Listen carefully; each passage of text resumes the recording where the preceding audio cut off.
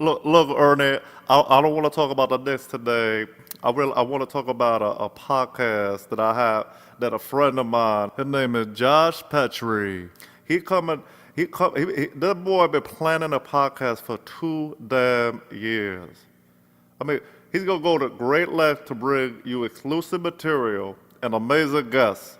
He even sent his wife and kids to Target so he could record it. I mean, that's crazy. So from a top secret location in Charleston, West Virginia, enjoy the not so terrible Sportsnerdz Podcast.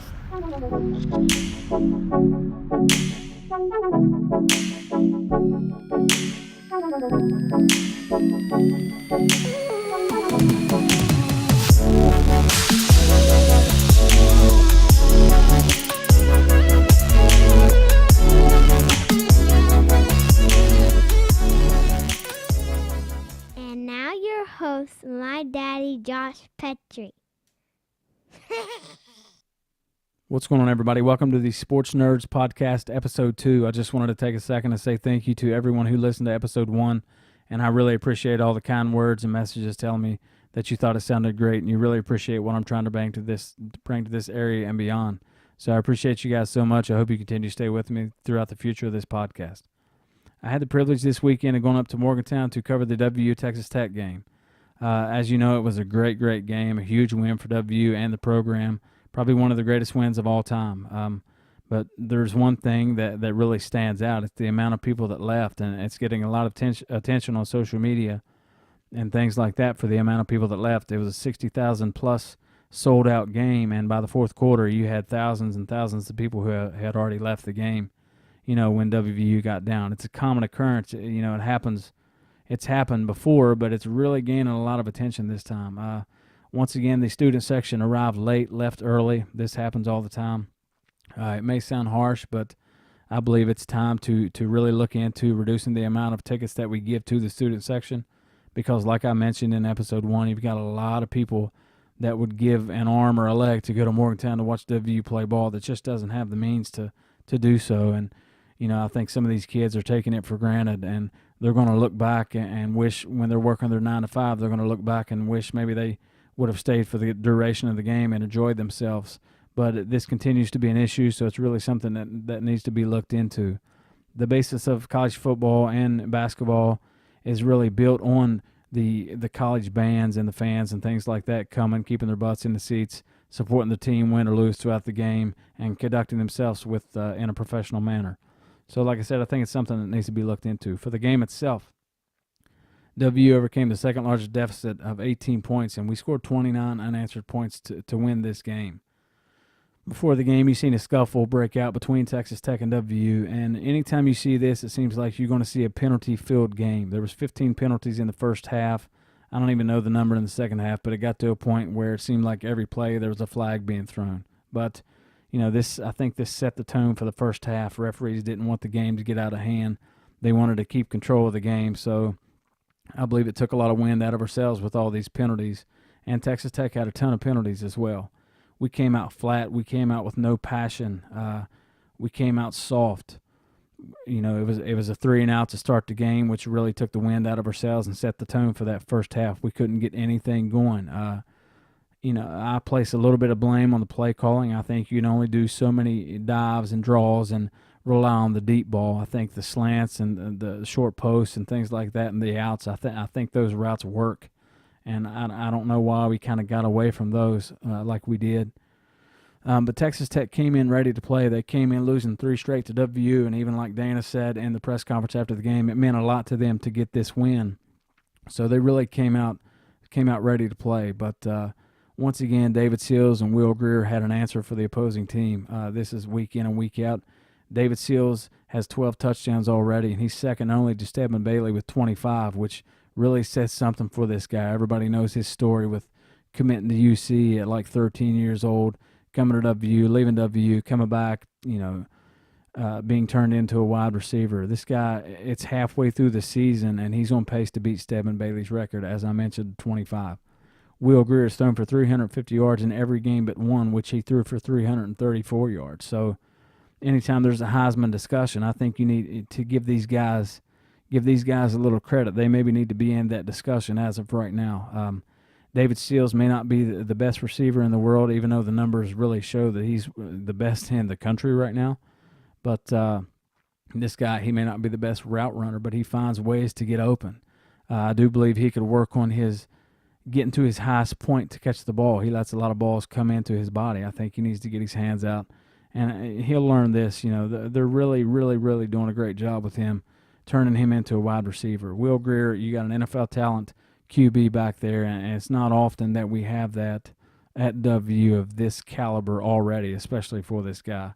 He's already one of the best quarterbacks, even if the season ended today. I think he's one of the best QBs that we've ever had. Like I said, the turning point of this game, Karan White, it was his coming out party. You were waiting on him to really have a huge game like he had. I think his touchdown in the back of the end zone and the 2-point conversion was a turning point for this game. That got the crowd into it, the crowd that stayed. I think the ones that left will look back in disgust now that they missed this with everything that got, was going on in this game. Like I said, that was a turning point. I noticed in the fourth quarter, Texas Tech, when we came back, they were really trying to drive down the field rather quickly and score points, but a lot of them were winded. The linemen had their hands on their knees and things like that, and our guys were jumping around, had adrenaline, had momentum like the game had just started after we came out flat and things like that at the beginning of the game. We came out in the fourth quarter like we should have at the beginning of the game. I think I give a lot of credit to Mike Joseph and his strength and conditioning staff for that. I think that may be under the radar a little bit, but I think you need to give him credit. If we lose to Texas Tech, I think we may be looking at a 6-win season, but I think now that we got the win, I think you're looking at an 8-win season. If we would have lost this game, who knows? We could have went to Baylor and lost to a winless Baylor team. You just never know, but I think now that we got this win, I think we're on pace for 8 wins and a rather decent bowl game. If we would have lost this game, I think you would have heard Dana's name being on the hot seat as usual, and the rumors starting to fly again.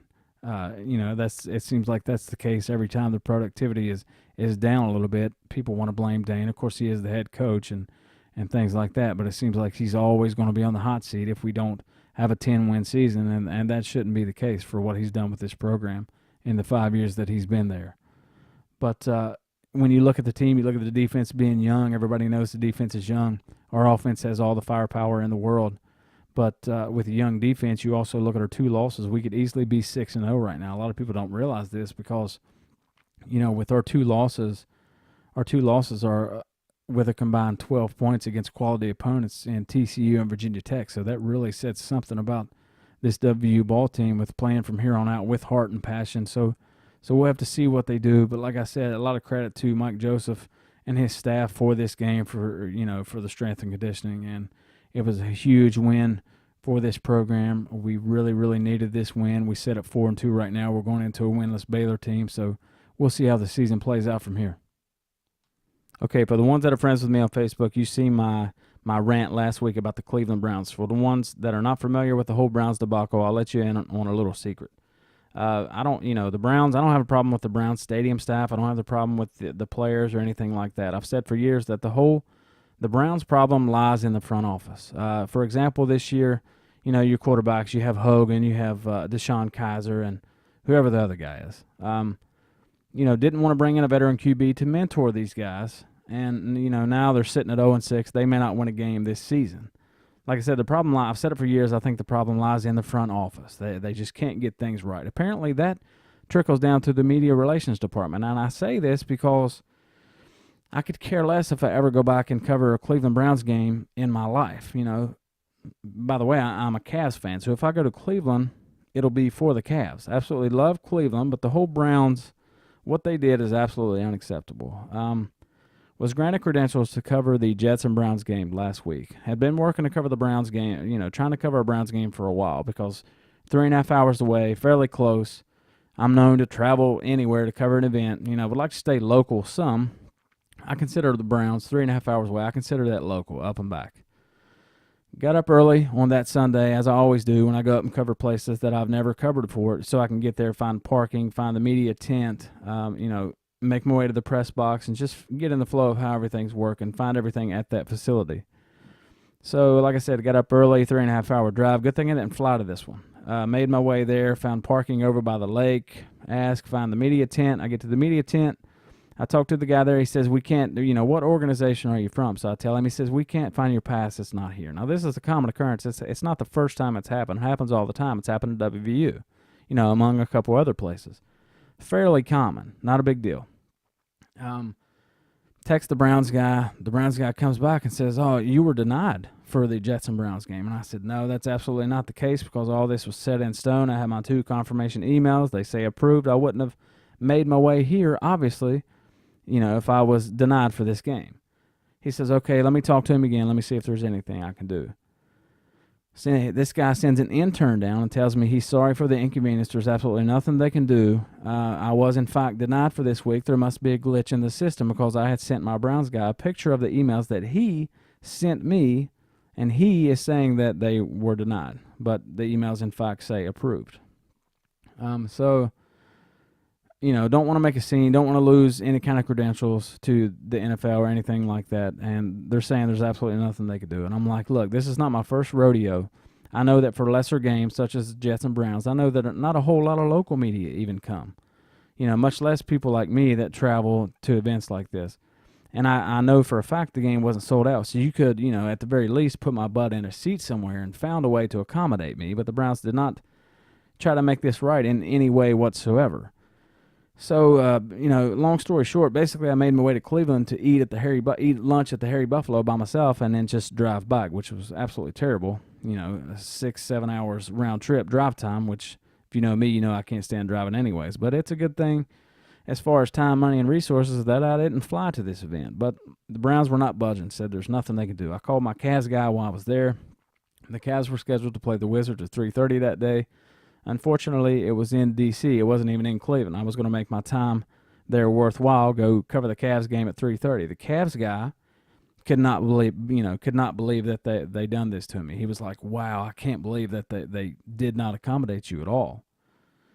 So he told me to go above the guy's head and talk to the VP, which, when I got home, I couldn't email from my phone. When I got home, I emailed the Cavs VP from my phone, and also emailed the Browns guy, sent him a couple more pictures of where it said approved, told him this is unacceptable. You guys have got to figure something out and make this right.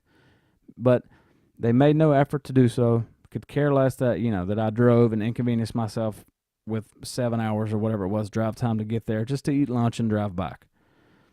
So they gave me the whole spiel about they're going to have some meetings and things like this, and they're going to get back with me. Basically, I don't care if I ever come back and cover a Cleveland game in my life. I mentioned that. I just don't want this to happen to someone else like it did me that day. Somebody else may come a little farther. I doubt it being Cleveland, but it could happen.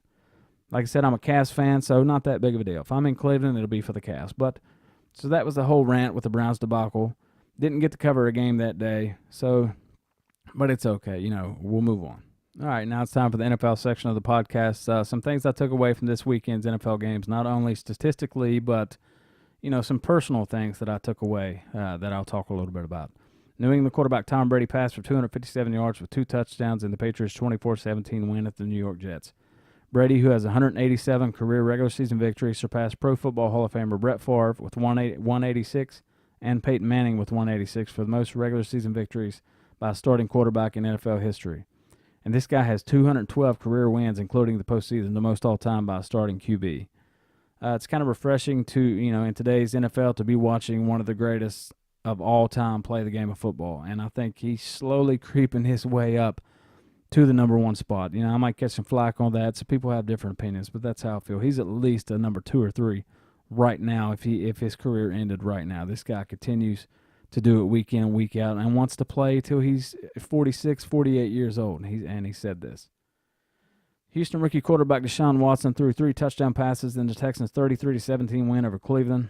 Watson has thrown at least 3 touchdown passes in 3 consecutive games and is the first rookie in NFL history to accomplish this. I think Houston Texans have found their QB. They've been looking for one for a while now. This guy doesn't turn the ball over. He doesn't make mistakes. He's got a great internal clock for a QB.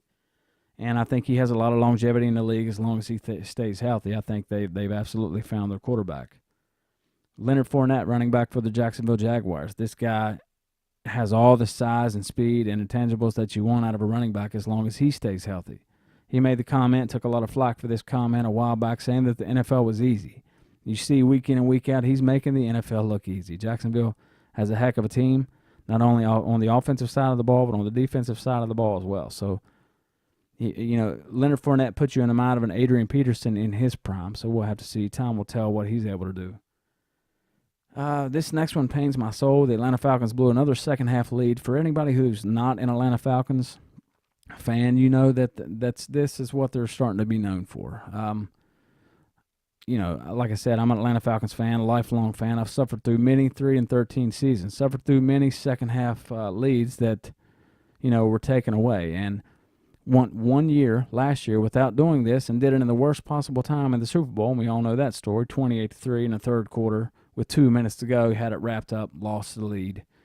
And it looks like we're back to our old ways with losing 2 straight. And we've got New England coming up next week and could possibly, after starting out 3-0, go to 3-3. So I had to endure another second-half lead. 20 unanswered points by the Miami Dolphins. They won 20-17 after being down 17-0 at halftime. Like I said, the Browns, I spoke about them earlier. They may never win another game. Doesn't matter to me whether they do or not this season. The problem, I've said for years, lies in the front office. You have to bring in a veteran QB to mentor guys like Kaiser and Hogan, but it's not up to me. I could care less. Their history with NFL quarterbacks. They've had 20-some since 1999 or whatever that number is, ungodly number of quarterbacks. So that's all I'll say about the Cleveland Browns. Colin Kaepernick. Doesn't matter what side of the fence you're on with Colin Kaepernick. He filed a grievance with the NFL for collusion, saying, he pretty much thinks that all the owners conspired against him to bring him in and hire him as the NFL QB. A lot of people might say, well, maybe he's just not good enough to be hired by an NFL QB. Well, that's absolutely not the case. This guy's long, athletic, has a killer arm. Absolutely no reason why he can't be on an NFL roster somewhere as a second or third string quarterback on someone's team, which brings me to the point of the Green Bay Packers now. Will Green Bay maybe try and bring him in? Green Bay made the statement over the weekend saying that they have no urge to bring in a veteran QB. They have all the confidence in the world in their quarterback, Brett Hundley, out of UCLA. But Hundley just didn't look that good in that game, but we'll have to see what he does. And also, one more thing, will Green Bay Packers want to bring in maybe, if Tony Romo wants to leave the booth? Tony Romo's a Wisconsin guy, so will they bring him in? So we'll have to see as the days go by with that. But personally, I don't think they're going to bring in a veteran QB. I think they will stick with Hundley for a while, for 2 or 3 weeks. But then, after that, we'll see. But I think they're going to have to bring somebody in. So we'll see how that goes. Okay, to the NBA now. Very, very, very intriguing offseason in the NBA. You had a ton of players jumping ship, some on good terms, some on bad terms. You want to, a lot of questions remain to be answered and will be answered in the coming months. Carmelo Anthony, Paul George jumping ship to Oklahoma City. You had D. Wade and D. Rose coming over to Cleveland. Of course, the Isaiah Thomas, Kyrie Irving trade. You had Jimmy Butler going to Minnesota, Chris Paul going to Houston. You want to see if these teams can develop that chemistry early. Personally, as far as Carmelo Anthony goes, I think Carmelo Anthony is a chemistry breaker. If I was a betting man, I would say that even with Oklahoma City's super team, I would say that their win total may decrease this season just because they have Carmelo Anthony on that team. The Golden State Warriors pretty much made 0 changes. Kevin Durant, still the X factor there, was brought in, got him a championship. I think you're going to see a rematch of the finals again with the Golden State and Cleveland in the finals. Do I think Cleveland has a really, really deep team? I think it's their deepest team ever. Do I think it's enough to get over the hump this year and win the finals again? No. I think you'll see Golden State Warriors raise the Larry O'Brien trophy again this year. The Cavs are deep, but I think that they lack one 6'10", 6'11", 7-foot guy. They're wanting to move Kevin Love down to the 5. Kevin Love, as you know, he averaged 26-12, 23-12, whatever it was in Minnesota. When he came over to Cleveland, he gave up those numbers in order to play for a championship contender. Cleveland wanted to put him out on the perimeter, wanted to keep him on the perimeter. It's worked out pretty well, but it could work out better. I think anytime he's in the paint, he gets bullied. When he goes up against guys like DeMarcus Cousins, Andre Drummond, things like that, I think he's absolutely going to get bullied in the paint. So we'll have to see how that goes. The Cavs are going to start D. Rose, because Isaiah Thomas will not be back from his injury until January. His hip injury, he'll come back in January. So they're going to go with D. Rose starting at point guard. Another question, that needs to be answered, Dwayne Wade and LeBron together again in Cleveland, they have their chemistry, but will these guys have chemistry with guys like Isaiah Thomas, Jay Crowder, D. Rose? So we'll have to see how that goes. But a lot of questions remain in the NBA. The season gets started tonight with Kyrie Irving coming back to Cleveland. You want to see how these players will they be welcomed? Will they be booed? Like I said, some left on good terms, some left on bad, so that remains to be seen. But the season gets started tonight, so look out for that. Okay, that'll wrap up Sports Nerds Podcast Episode 2. Thank you guys so much for listening. Be sure to tune in next week, as my guest will be former West Virginia Mountaineer, All-American, turned Minnesota Viking, turned actor Grant Wiley. So be sure and tune in for that, and I'll see you guys next week. Thank you so much.